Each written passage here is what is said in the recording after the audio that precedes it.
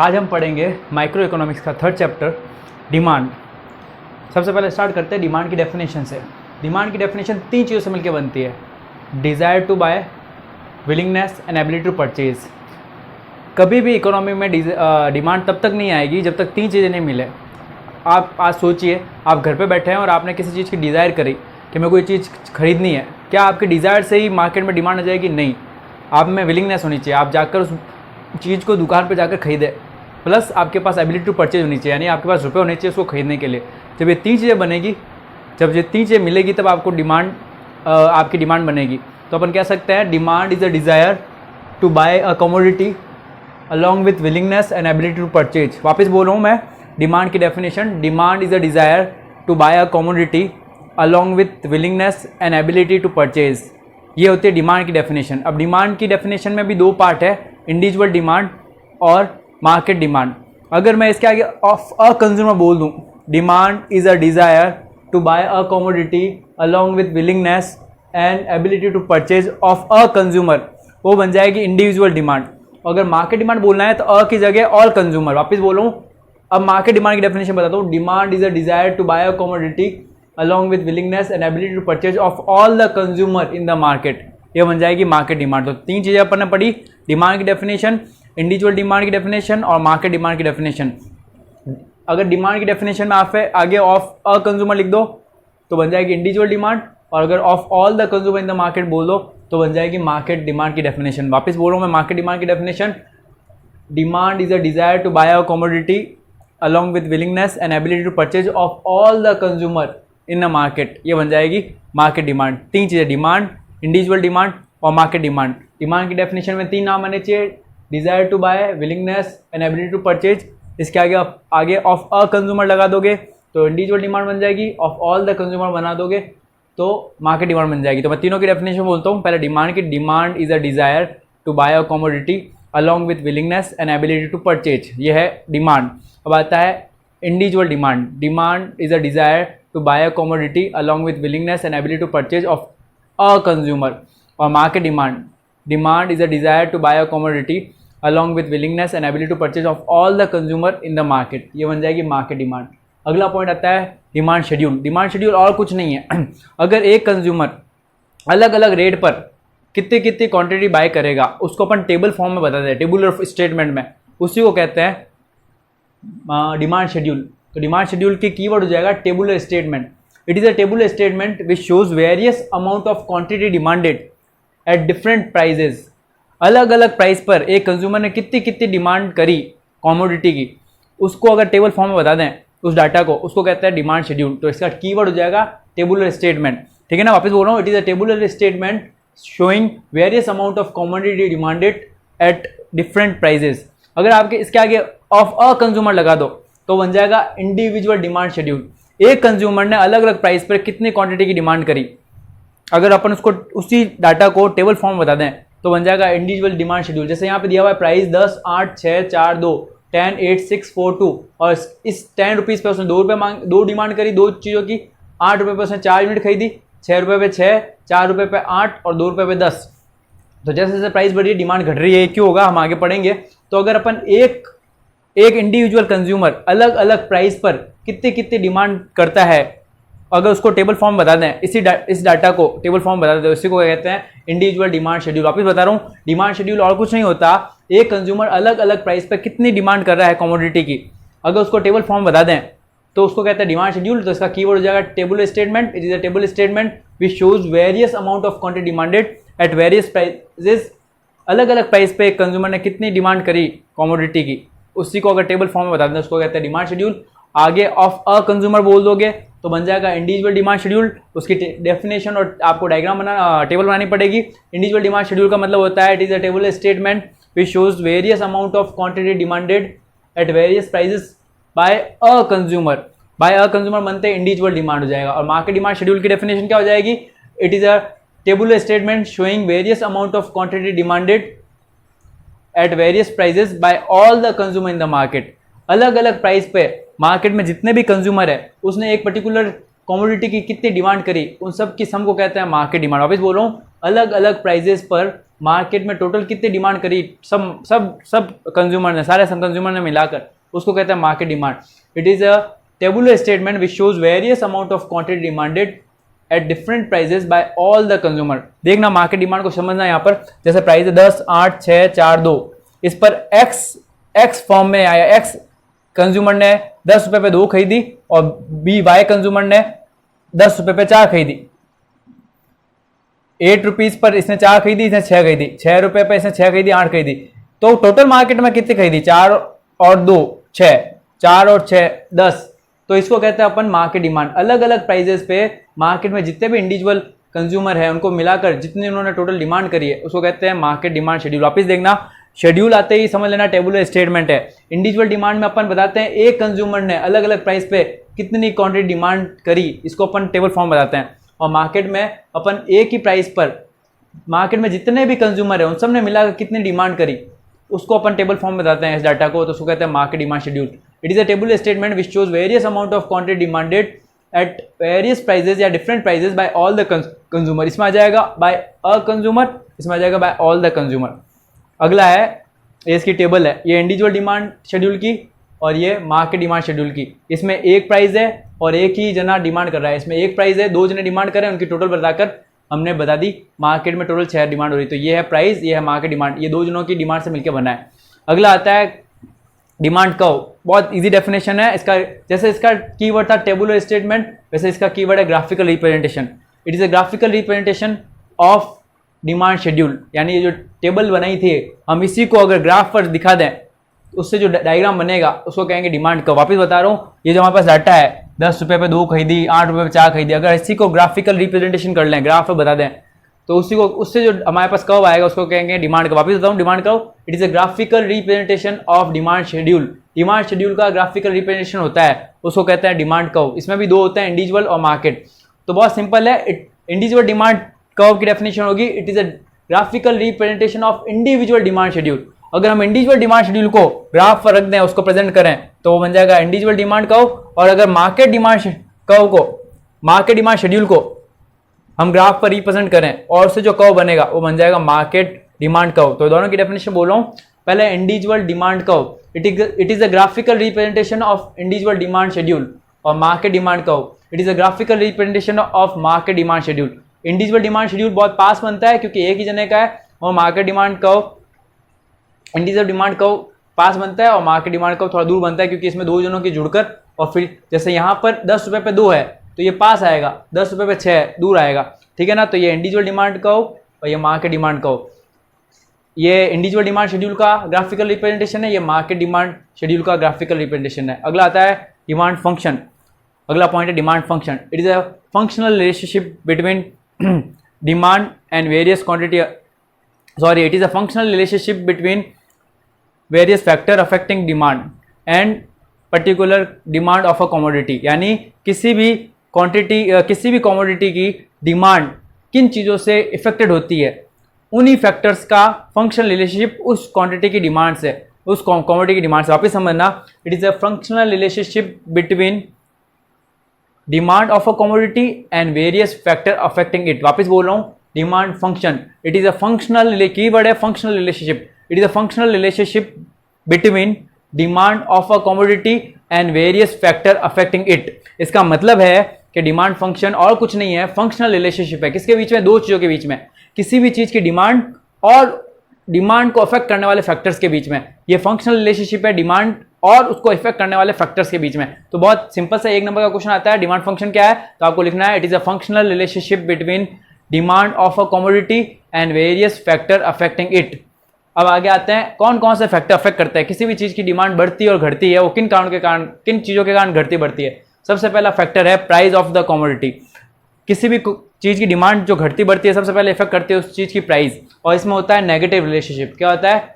Negative relationship. इसका मतलब है अगर प्राइस बढ़ेगी तो डिमांड घटेगी और प्राइस घटेगी तो डिमांड बढ़ेगी। तो सबसे पहले अपन नाम, अगर क्वेश्चन आता है 4 नंबर का, फैक्टर अफेक्टिंग डिमांड बताओ, कौन कौन से फैक्टर से डिमांड को इफेक्ट करते हैं। पर सबसे पहले लिखेंगे नाम। नाम है price of the commodity, first नाम है प्राइस ऑफ द कमोडिटी, यानी किसी भी चीज़ की खुद की प्राइस। फिर अपन लिखेंगे उसमें रिलेशनशिप कैसा है, प्राइस ऑफ द कमोडिटी के अंदर लिखेंगे there is a inverse relationship between price of the commodity and demand. किसी भी चीज़ की डिमांड में और उसकी प्राइस में इन्वर्स रिलेशनशिप होता है। फिर अपन ऐसा बॉक्स बनाएंगे, इसमें अपन लिखेंगे प्राइस और क्वांटिटी डिमांड। प्राइस बढ़ रही है तो डिमांड घट रही है, प्राइस घट रही है तो डिमांड बढ़ रही है। और फिर इसके बाद इसमें डायग्राम बनाएंगे। इसका डायग्राम बनेगा इस तरह का, प्राइस थी 10 तो डिमांड थी 1, प्राइस हो गई 8 तो डिमांड हो गई 2। तो इसमें जो डिमांड का में मूवमेंट आता है, क्या आता है? मूवमेंट। ये अकेला फैक्टर है जिसके कारण डिमांड का ऊपर या नीचे जाएगा। अगर 10 है तो यहाँ पर, 8 है तो यहाँ पर मूवमेंट आएगा, अप और डाउन। बाकी सब फैक्टर्स में डिमांड का शिफ्ट होगा। वापस समझना, अपन पढ़ रहे हैं फैक्टर अफेक्टिंग डिमांड। सबसे पहला फैक्टर है प्राइस ऑफ द कमोडिटी, यानी सबसे पहली चीज जो डिमांड को इफेक्ट करती है वो है उसी चीज की प्राइस। पहले अपन लिखेंगे नाम, प्राइस ऑफ द कमोडिटी, फिर इसमें लिखेंगे रिलेशनशिप, हम लिखेंगे नेगेटिव रिलेशनशिप है। नेगेटिव रिलेशनशिप का मतलब क्या है? किसी भी चीज की प्राइस बढ़ेगी तो उसकी डिमांड घटेगी, किसी चीज की डिमांड घटेगी तो उसकी प्राइस बढ़ेगी, प्राइस घटेगी तो डिमांड बढ़ेगी। अब इसके बाद क्या बनेगा? डायग्राम। आपको सबसे पहले लिखना नाम, फिर लिखना नेगेटिव रिलेशनशिप, फिर बनाना है एक बॉक्स जिसमें बताना प्राइस बढ़ी तो डिमांड घटी, प्राइस घटी तो डिमांड बढ़ी, फिर बनाना डायग्राम। इस डायग्राम में मूवमेंट आएगा। क्या आएगा? मूवमेंट। आपको बताना है ये डिमांड कब है। यहाँ पर 10 रुपये प्राइस थी तो हमने एक चीज़ खरीदी, 8 रुपये प्राइस थी तो हमने 2 चीज़ खरीदी। इससे क्या हुआ? डिमांड कब में मूवमेंट आया। डिमांड को प्राइस से डिमांड कब में मूवमेंट आता है। अगला आता है प्राइस ऑफ रिलेटेड गुड्स। इसका मतलब है उस चीज़ की प्राइस में चेंज नहीं आ रहा, उससे रिलेटेड गुड्स की चीज प्राइस में चेंज आ रहा है और उसके कारण उसकी डिमांड चेंज होती है। ये भी होती है, कैसे समझना? पहले तो price of related goods. Related goods दो तरह की होती है, सब्स्टिट्यूट गुड्स और कॉम्प्लीमेंट्री गुड्स। सब्स्टिट्यूट गुड्स को वो होती है जो एक दूसरे की जगह काम आती है, जैसे चाय की जगह हमने कॉफी पी ली, ये है सब्स्टिट्यूट गुड्स। और कॉम्प्लीमेंट्री गुड्स वो होती है जो एक दूसरे के साथ काम आती है, जो एक दूसरे के बिना काम नहीं आ सकती, जैसे कार और पेट्रोल, जैसे पेन और इंक, ये है कॉम्प्लीमेंट्री गुड्स। जो चीज़ें साथ काम आती है वो कॉम्प्लीमेंट्री, जो अलग अलग काम आती है वो सब्स्टिट्यूट गुड्स। ठीक है ना? तो अपन पढ़ रहे हैं फैक्टर अफेक्टिंग डिमांड। सबसे पहला फैक्टर होता है प्राइस ऑफ द कमोडिटी। इसमें होता है नेगेटिव रिलेशनशिप, इसका मतलब प्राइस बढ़ेगी तो डिमांड घटेगी और प्राइस घटेगी तो डिमांड बढ़ेगी। इसका डायग्राम जो होता है वो आता है मूवमेंट वाला। हम डायग्राम में डिमांड को मूव करता है ऊपर नीचे। अगला आता है प्राइस ऑफ रिलेटेड गुड्स। इसमें आता है पहला सब्स्टिट्यूट गुड्स, दूसरा आता है कॉम्प्लीमेंट्री गुड्स। सब्स्टिट्यूट गुड्स का मतलब होता है ऐसी चीजें जो एक दूसरे की जगह काम आती है, जैसे चाय और कॉफी, पेप्सी और कोको कोला। और कॉम्प्लीमेंट्री गुड्स जो होती है वो एक दूसरे के साथ ही काम आती है, हमेशा एक दूसरे के अलावा कभी अलग अलग काम नहीं आ सकती, जैसे चाय और जैसे कार और पेट्रोल और इंक और पेन। अब आते हैं सब्स्टिट्यूट गुड्स की प्राइस में। सब्स्टिट्यूट गुड्स की प्राइस कैसे डिमांड को इफेक्ट करती है, तो पहले तो अपन बताएंगे इसका रिलेशनशिप। इसमें होता है डायरेक्ट रिलेशनशिप। क्या होता है? Direct relationship. डायरेक्ट रिलेशनशिप कैसे होता है समझना ध्यान से।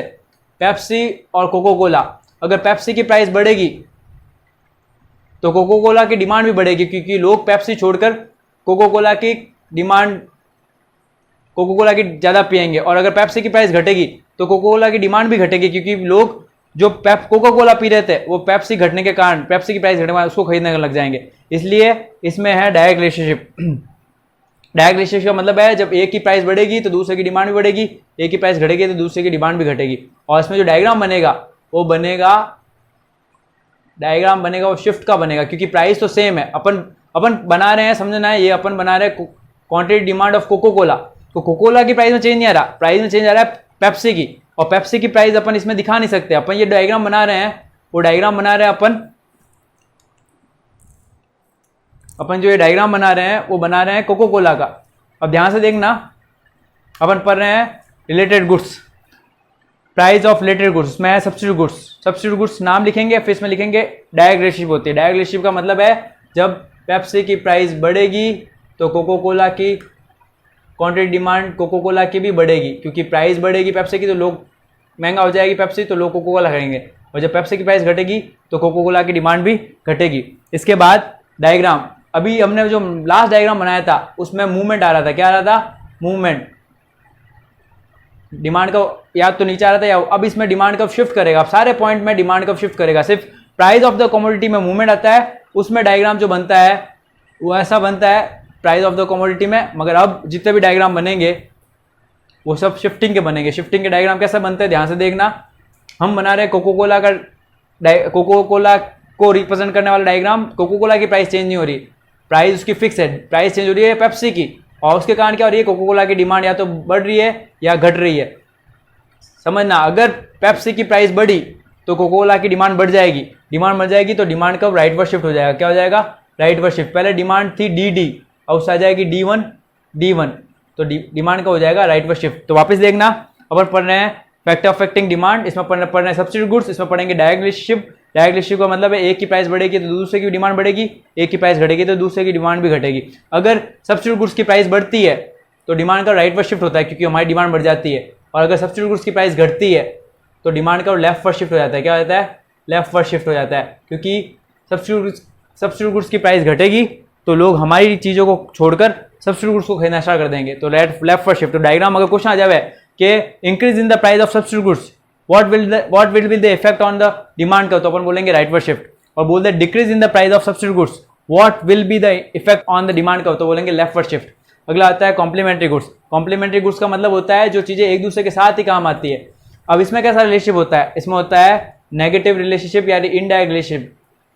इसका मतलब क्या देखना, कार और पेट्रोल, अगर पेट्रोल के प्राइस बढ़ेंगे तो कार की डिमांड कम हो जाएगी क्योंकि पेट्रोल महंगा होने से लोग कहेंगे कि कार अभी ज़्यादा हम खरीद तो लेंगे मगर ज़्यादा पेट्रोल महंगा हो गया तो कैसे चलाएंगे, इसलिए पेट्रोल की प्राइस बढ़ी तो कार की डिमांड घटती है, पेट्रोल की प्राइस घटी तो कार की डिमांड बढ़ती है। इसको कहते हैं नेगेटिव रिलेशनशिप, एक बढ़ रहा है तो दूसरा घट रहा है। तो कॉम्प्लीमेंट्री गुड्स में और डिमांड में नेगेटिव रिलेशनशिप होती है। पहला तो ये लिखेंगे नाम, फिर लिखेंगे नेगेटिव रिलेशनशिप, फिर हम ऐसा बॉक्स बनाएंगे और फिर उसके बाद हम बनाएंगे डायग्राम। वापस मैं बता रहा हूँ, अब सारे डायग्राम में शिफ्टिंग का ही डायग्राम बनेगा। अगर कॉम्प्लीमेंट्री गुड्स की प्राइस बढ़ी, अगर पेट्रोल की प्राइस बढ़ी तो कार की डिमांड क्या होगी, घटेगी, और घटने का मतलब है लेफ्टवर्ड शिफ्ट। तो अगर इंक्रीज आवे, increase in complementary goods, increase in the price of complementary goods तो डिमांड का लेफ्टवर्ड शिफ्ट होगा। Decrease in the price of complementary goods, अगर कॉम्प्लीमेंट्री गुड्स की प्राइस घटी, जैसे पेट्रोल की प्राइस घटी तो कार की डिमांड बढ़ जाएगी। हम ये कार का बना रहे डिमांड को, तो कार की डिमांड बढ़ जाएगी यानी राइटवर्ड शिफ्ट, ठीक है ना। तो वापस देखना, सब्स्टिट्यूट गुड्स में तो डायरेक्ट रिलेशनशिप है, अगर प्राइस बढ़ती है तो राइटवर्ड शिफ्ट होता है डिमांड का, अगर प्राइस घटती है तो लेफ्टवर्ड शिफ्ट होता है। कॉम्प्लीमेंट्री में इनवर्स रिलेशनशिप है, पेट्रोल की प्राइस बढ़ेगी तो कार की डिमांड घटेगी, पेट्रोल की प्राइस बढ़ी कार की डिमांड घटी, डिमांड घटने का मतलब लेफ्टवर्ड शिफ्ट, ठीक है ना। और अगर कॉम्प्लीमेंट्री गुड्स की प्राइस घटी तो हमारी डिमांड बढ़ जाएगी, पेट्रोल की प्राइस घटी कार की डिमांड बढ़ जाएगी, तो डिमांड बढ़ने का मतलब होता है राइटवर्ड शिफ्ट। क्या होगा, राइटवर्ड शिफ्ट। अगला आता है जो इफेक्ट करता है फैक्टर, वो होता है income of the consumer. Consumer की इनकम भी इफेक्ट करती है। इसमें भी दो कमोडिटी होती है, एक होती है नॉर्मल गुड्स, एक होती है इन्फीरियर गुड्स। नॉर्मल गुड्स का मतलब जो हम नॉर्मल यूज लेते हैं और जो अच्छी क्वालिटी की गुड्स होती है, और इन्फीरियर गुड्स का मतलब होता है जो लो क्वालिटी की गुड्स होती है। अब आते हैं अपन इनकम ऑफ द कंज्यूमर में। इनकम ऑफ कंज्यूमर में क्या सा रिलेशन होता है, नॉर्मल गुड्स में तो होता है, नॉर्मल गुड्स में होता है डायरेक्ट रिलेशनशिप। क्या होता है, अगर कंज्यूमर की इनकम बढ़ी तो नॉर्मल गुड्स वो ज़्यादा खरीदेगा, उसकी डिमांड ज़्यादा खरीदेगा। जैसे अगर देसी घी है, अगर इनकम बढ़ेगी आदमी देसी घी ज़्यादा खाएगा, इनकम घटेगी देसी घी कम खाएगा। इसका मतलब है अगर इनकम बढ़ी तो नॉर्मल गुड्स का डिमांड कब राइटवर्ड शिफ्ट होगा, अगर इनकम घटी तो नॉर्मल गुड्स का डिमांड कब लेफ्टवर्ड शिफ्ट होगा। ये तो है नॉर्मल गुड्स में।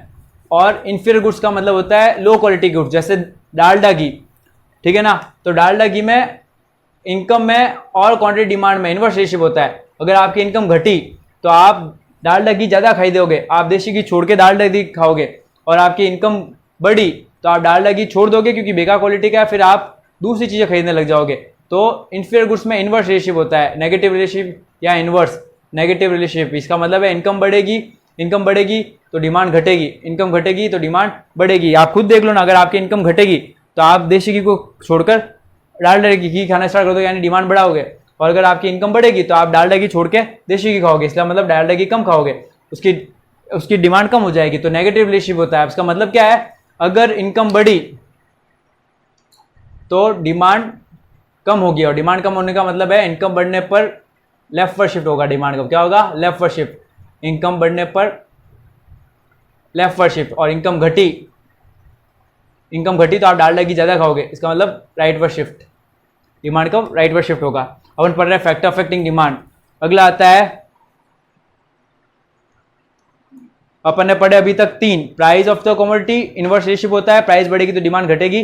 फिर अपन ने पढ़ा प्राइस ऑफ रिलेटेड गुड्स, इसमें 2 होती है सब्स्टिट्यूट गुड्स, और कॉम्प्लीमेंट गुड्स। सब्स्टिट्यूट गुड्स में होता है डायरेक्ट रिलेशनशिप और कॉम्प्लीमेंट में होता है नेगेटिव रिलेशनशिप। अगला होता है इनकम ऑफ कंज्यूमर, इसमें भी दो होती है, नॉर्मल और इन्फीरियर। नॉर्मल में डायरेक्ट रिलेशनशिप होती है, इनकम बढ़ेगी तो डिमांड बढ़ेगी, इनकम घटेगी तो डिमांड भी घटेगी। इन्फीरियर में इनवर्ट रिलेशनशिप होता है। अगला आता है taste and preference. Taste and preference का मतलब होता है जो चीज़ आप बेच रहे हो उसके प्रति लोगों का टेस्ट एंड प्रेफरेंस बढ़ रहा है या घट रहा है। जैसे फॉर एग्जांपल मैगी में बीच में आ गया था कि भाई इसमें लेड ज़्यादा है, तो एकदम से लोगों का टेस्ट एंड प्रेफरेंस उसके अगेंस्ट हो गया था। तो अगर फेवर में होता है टेस्ट एंड प्रेफरेंस अगर फेवर में है, फेवरेबल है तो डिमांड बढ़ेगी, फेवरेबल है डिमांड बढ़ेगी, और अनफेवरेबल हो गया तो डिमांड घटेगी। बढ़ने का मतलब होता है राइट फॉर शिफ्ट और घटने का मतलब होता है लेफ्ट फॉर शिफ्ट। तो अगला जो पॉइंट इफेक्ट करता है डिमांड को होता है टेस्ट एंड प्रेफरेंस। अगर टेस्ट एंड प्रेफरेंस फेवर में हो गया, चीज़ों को लोग अच्छे पसंद आने लगी चीज़ें, तो राइट फॉर शिफ्ट हो जाएगा डिमांड कब, क्योंकि डिमांड बढ़ेगी। फेवरेबल चेंज डिमांड बढ़ेगी, right for shift. Unfavourable change demand घटेगी, लेफ्ट फॉर शिफ्ट। अगला आता है फ्यूचर एक्सपेक्टेड प्राइस। ये बहुत अच्छा पॉइंट है। अगर फ्यूचर में हमको लगता है किसी चीज़ की प्राइस बढ़ेगी, हमको लगता है सोना और महंगा हो जाएगा, तो हम अभी खरीदने की कोशिश करते हैं ये सोच के कि यार बाद में महंगा हो जाएगा तो अभी खरीद लेते हैं। तो अगर फ्यूचर में हमको लगता है प्राइसेस बढ़ने वाली है तो हम डिमांड बढ़ा देते हैं, क्योंकि हमको लगता है महंगा कौन खरीदे, अभी खरीद लो। अगर हमको फ्यूचर में लगना है किसी चीज़ की प्राइस और घटेगी, हमको लगता है यार 55,000 सोना हो गया, 50 आ गया, अब लगता है हमको 45,000 आ जाएगा, घट रहा है, हमको लगता है कोई चीज़ घट रही है और हमको लगता है फ्यूचर में और घटेगी, तो हम उसको अभी नहीं खरीदते, बाद में खरीदते हैं। तो अगली चीज़ जो डिमांड को इफेक्ट करती है वो होता है फ्यूचर एक्सपेक्टेशंस। इसका मतलब है हमको फ्यूचर में क्या एक्सपेक्ट कर रहे हैं हम। अगर हमको लगता है फ्यूचर में और इंक्रीज होगी प्राइजेस तो हम डिमांड बढ़ा देते हैं, क्योंकि हमको लगता है और बढ़ जाएगी तो अभी खरीद लो। हमको लगता है फ्यूचर में प्राइस डिक्रीज होगी तो हम डिमांड घटा देते हैं। तो इस तरह से हम कह सकते हैं डायरेक्ट रिलेशनशिप है। अगर फ्यूचर में लगता है प्राइस इंक्रीज होगी तो डिमांड बढ़ जाती है, फ्यूचर में लगता है प्राइस डिक्रीज होगी तो हम अभी नहीं खरीदते, हम कोशिश करते हैं हम बाद में खरीदेंगे घटने के बाद। ये होता है फैक्टर अफेक्टिंग इंडिविजुअल डिमांड। एक जने की डिमांड किन चीज़ों से इफेक्टेड होती है। अब आता है factor affecting market demand. Market demand को क्या इफेक्ट करता है? सबसे पहला पॉपुलेशन। सिंपल सी बात है, डायरेक्ट रिलेशनशिप है, ज़्यादा पॉपुलेशन ज़्यादा डिमांड, कम पॉपुलेशन कम डिमांड। तो पहला फैक्टर अफेक्ट करता है डिमांड, मार्केट डिमांड को, वो है पॉपुलेशन। डायरेक्ट रिलेशनशिप है, ज़्यादा पॉपुलेशन ज़्यादा डिमांड, कम पॉपुलेशन कम डिमांड। अगला होता है डिस्ट्रीब्यूशन ऑफ इनकम। ये बहुत अच्छा पॉइंट है। अगर इक्वल डिस्ट्रीब्यूशन है, अगर हर इंसान वहाँ पर जितनी भी पॉपुलेशन है वहाँ पर अगर लगभग सबके पास सेम रुपया आ रहा है, इनकम बढ़ रही है, तो क्या होगा, सबके पास रुपया होगा खर्च करने के लिए। उससे क्या होगा, हर आदमी डिमांड करेगा तो डिमांड बढ़ेगी। तो इक्वल डिस्ट्रीब्यूशन में डिमांड बढ़ती है।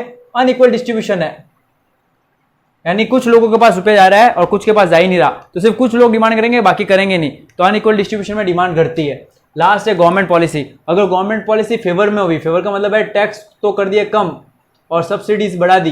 टैक्स कम करने से क्या होगा, चीज़ें सस्ती हो जाएगी, सस्ती हो जाएगी तो हम ज़्यादा खरीदेंगे। तो टैक्स कम कर दिया तो डिमांड बढ़ेगी, इसका उल्टा टैक्स बढ़ा दिए तो डिमांड घटेगी। अगर सब्सिडीज का मतलब होता है सरकार अपनी तरफ से कुछ रुपया देती है, आप 10 रुपये की चीज़ खरीदते हो, सरकार कहते हैं 2 रुपये हम देंगे, आपको सिर्फ 8 रुपये देना है। जितनी ज़्यादा सब्सिडी मिलती है उतनी हमको कम रुपये देने पड़ते हैं, तो हमारे लिए चीज़ सस्ती हो जाती है। अगर सब्सिडी बढ़ा दी तो डिमांड बढ़ेगी, सब्सिडी घटा दी तो डिमांड घटेगी। ये थे factor affecting demand. Individual demand को ये 5 फैक्टर अफेक्ट करते हैं और मार्केट डिमांड को वो 3 फैक्टर अफेक्ट करते हैं। अगला आता है लॉ ऑफ डिमांड। ये सबसे इंपॉर्टेंट है। लॉ ऑफ डिमांड, कोई भी लॉ क्या कहता है, कोई भी लॉ कंडीशन रखता है कि अगर ये चीज़ होगी तो इसका इफेक्ट ये पड़ेगा। वैसे ये लॉ भी कहता है, दिस लॉ स्टेट्स दैट, या फिर law of demand states that there is a inverse relationship, यानी negative relationship between price and quantity demand. इसका मतलब है ये लॉ कहता है प्राइस में और डिमांड में हमेशा नेगेटिव रिलेशनशिप रहती है। इसका मतलब है जब भी किसी चीज की प्राइस बढ़ेगी तो उस चीज की डिमांड घटेगी, और जब भी किसी चीज की प्राइस घटेगी तो उस चीज की डिमांड बढ़ेगी। तो वापस बोल रहा हूँ, लॉ ऑफ डिमांड की definition, law of demand states that there is a inverse relationship between price of commodity and its demand keeping other factor constant. ये कह रहा है कीपिंग अदर फैक्टर कांस्टेंट का मतलब बाकी फैक्टर्स कांस्टेंट रहनी चाहिए, यानी प्राइस के अलावा और कोई भी फैक्टर में चेंज नहीं आना चाहिए। तो हमेशा ये लॉ काम करेगा। अगर प्राइस में ही चेंज हो रहा है और किसी चीज में चेंज नहीं हो रहा तो ये लॉ कहता है नेगेटिव रिलेशनशिप रहती है प्राइस में और डिमांड में। प्राइस बढ़ेगी तो डिमांड घटेगी, प्राइस घटेगी तो डिमांड बढ़ेगी। वापस बोल रहा हूँ, लॉ ऑफ डिमांड की definition, this law states that there is a inverse relationship between price of a commodity and its demand keeping other factor constant. ये बोलना जरूरी है लास्ट लाइन। इसका पहले तो हम लिखेंगे डेफिनेशन, फिर बनाएंगे बॉक्स, इसमें बताएंगे प्राइस बढ़ी तो डिमांड घटेगी और प्राइस घटेगी तो डिमांड बढ़ेगी। फिर बताएंगे एग्जम्पशंस। मैंने आपको पहले भी बताया था इकोनॉमिक्स में कोई भी लॉ होता है वो एग्जम्पशन पे बेस होता है। एग्जम्पशन क्या है, बहुत इजी है। हमने जो भी फैक्टर्स पढ़े हैं इन फैक्टर्स के आगे लिखना है नो चेंज। क्या लिखना है, एग्जम्पशन में लिखना है नो चेंज। पहले पॉइंट को छोड़ दो, उसके बाद लिखना no change in the price of related goods, ये एक्स की एग्जिबिशन है। No change in the income of consumer, no change in taste and preference, no change in future expected price, ये हो जाएगा एग्जिबिशन। उसके बाद आ जाएगी टेबल। टेबल में बताना है प्राइस बढ़ रही है 2, 4, 6, 8, 10, तो डिमांड घट रही है 10, 8, 6, 4, 2। और लास्ट में आपको बनाना है डायग्राम। डायग्राम वही बनाना है जो अपने प्राइस ऑफ कमोडिटी बनाया था। सिंपल सा डायग्राम है, प्राइस है 10 रुपए, समझो प्राइस है 2 रुपए, तो हम खरीद रहे हैं, सॉरी प्राइस है 2 रुपए, प्राइस है 10 रुपए, तो हम 2 चीज़ें खरीद रहे हैं, और प्राइस है 8 रुपए, तो हम 4 चीज़ें खरीद रहे हैं। प्राइस घटी तो डिमांड बढ़ी। तो ये डायग्राम बनाना है नॉर्मल वाला। और उसके बाद वापिस बताऊँ पहले definition, this law states that there is a inverse relationship between price and quantity demanded keeping other factor constant. फिर ये बॉक्स एक्सप्लेनेशन बॉक्स, फिर एग्जिबिशन में पहले वाली फैक्टर को छोड़ के सबके आगे लिखना है no change in the price of related goods, no change in income of consumer, no change in taste and preference, no change in future expected price. फिर आपको बनाना है टेबल। टेबल में प्राइस बढ़ रही है तो डिमांड घट रही है, और फिर बनाना डायग्राम। ये हो गया लॉ ऑफ डिमांड। इसके बाद आता है why does law of demand operate, यानी जब प्राइस बढ़ती है तो डिमांड क्यों घटती है, कारण क्या है। लोग बोलते तो है प्राइस बढ़ेगी तो डिमांड घटेगी। पहला कारण है law of diminishing marginal utility. इसका मतलब है जैसे हम किसी चीज़ को खरीदते हैं, उसको यूज लेते हैं, तो उससे मिलने वाला सेटिस्फेक्शन कम हो जाता है। ये बताता है law of diminishing marginal utility. ये तो बोलता है जैसे आप किसी चीज़ को खरीदोगे वैसे वैसे उससे मिलने वाला सेटिस्फेक्शन कम हो जाता है। इसलिए हम उस चीज़ को जैसे मैंने मार्कर खरीदा एक ब्रांड का, मैंने यूज़ लिया, अब मैंने एक बार यूज़ ले लिया तो मेरे को पता चल गया कैसा है और ठीक है। अब मैं इस चीज़ को वापस उसी रेट में नहीं खरीदना चाहूँगा क्योंकि मेरी इससे मिलने वाली यूटिलिटी कम हो गई है। अब मैं इसको कम रेट में खरीदना चाहूँगा क्योंकि मेरे को एक बार इसको यूज़ लेने से सेटिस्फेक्शन मिल गया है। अब अगली बार सेटिस्फेक्शन तब ज़्यादा मिलेगा जब मैं इसको सस्ती रेट पर खरीदूँ, क्योंकि एक बार मैंने इसको यूज़ करके देख लिया है। तो ये पहला पॉइंट होता है, जैसे जैसे हम किसी चीज़ को खरीदते हैं वैसे वैसे उससे मिलने वाली यूटिलिटी कम होती रहती है। इसलिए हम उस चीज़ को वापस उसी रेट में नहीं खरीदना चाहते, उससे कम रेट में खरीदा जाता है। और जैसे ही वो चीज़ कम होती है तब हम उसको खरीदते हैं, और जैसे प्राइस घटी डिमांड बढ़ी। तो ये पहला कारण है। हम पढ़ रहे हैं why does law of demand operate. इसके 3 तरह से क्वेश्चन आ सकते हैं। Why does law of demand operate, दूसरा होता है एक्सप्लेन बेसिस ऑफ लॉ, और तीसरा होता है why does demand curve slopes downward. ये क्वेश्चन बहुत बार आता है, why does demand curve slopes downward. उसमें हमको ये कारण लिखना है। पहला लिखना है due to law of diminishing marginality, दूसरा होता है इनकम इफेक्ट। इनकम इफेक्ट कहता है हर आदमी की इनकम लगभग फिक्स होती है और इसी इनकम में उसको बजट बनाना पड़ता है। तो जैसे ही अगर कोई चीज़ महंगी हो जाती है तो वो चीज़ उसके बजट से बाहर जाती है, इसलिए वो उस चीज़ को खरीदना कम कर देता है। फॉर एग्जाम्पल आपके पास 100 रुपये हैं और आप 100 रुपये में कोई 10 रुपये की चीज़ खरीदते हो, तो आप कितनी खरीद पाते हो? 10 खरीद पाते हो। अब आपके पास रुपये तो फिक्स है 100, अब वो 100 रुपये की, वो 10 रुपये की चीज़ 20 रुपये की हो गई, तो अब आप उसको कितना खरीदोगे? क्योंकि आपके पास इनकम फिक्स है, तो अब ऑटोमेटिकली आपकी परचेजिंग पावर हो जाएगी कम। आप 10 रुपये की चीज़ थी 10 खरीदते थे, अब 20 रुपये की चीज़ हो जाएगी तो आप 5 ही खरीद पाओगे। तो वापस देखना इनकम इफेक्ट क्या कहता है। अपन पढ़ रहे हैं लॉ ऑफ डिमांड ऑपरेट क्यों करता है, यानी प्राइस बढ़ती है तो डिमांड घटती क्यों है। पहला कारण लॉ ऑफ डिमिनिशिंग मार्जिनलिटी मैं समझा चुका हूँ। दूसरा इनकम इफेक्ट। इनकम इफेक्ट कहता है कि आपकी जो फिक्स इनकम होती है वही आपकी परचेजिंग पावर होती है। जैसे 100 रुपये आपकी इनकम है तो आपकी परचेजिंग पावर क्या है? आपकी परचेजिंग पावर है 10 रुपये की चीज़ को आप 10 खरीद सकते हो। 10 रुपये की चीज़ है, 100 से डिवाइड करो तो 10 खरीद सकते हो, आपकी परचेजिंग पावर है। अगर वो 20 रुपये की हो जाएगी, जैसे किसी चीज़ की प्राइस बढ़ती है आपकी परचेजिंग पावर कम हो जाती है, तो अब आप 100 रुपये में उसको कितना खरीद पाओगे? 5 ही खरीद पाओगे, क्योंकि आपके पास रुपये इनकम फिक्स है। तो ये दूसरा कारण हो गया। हमारी इनकम फिक्स होती है, जैसे ही हमारी प्राइस बढ़ती है हमारी परचेजिंग पावर हो जाती है कम और हम उसको कम खरीदते हैं, इसलिए प्राइस बढ़ते ही डिमांड कम हो जाती है। तीसरा होता है सब्स्टिट्यूट इफेक्ट। सब्स्टिट्यूट इफेक्ट कहता है कि अगर आप पेप्सी और कोको कोला, अगर पेप्सी 10 रुपये की और कोको कोला 10 रुपये की, हम दोनों 10-10 खरीदते हैं। अब अगर पेप्सी 20 रुपये की हो जाएगी तो हम इसको छोड़कर कोको कोला खरीदने लग जाएंगे ज़्यादा, क्योंकि ये महंगी हो गई, तो वो ये यहाँ से हट जाएंगे और यहाँ पे 20 खरीदने लग जाएंगे। तो सब्स्टिट्यूट इफेक्ट भी क्या कहता है, अगर आपकी प्राइस बढ़ी, आप 10 रुपये ये भी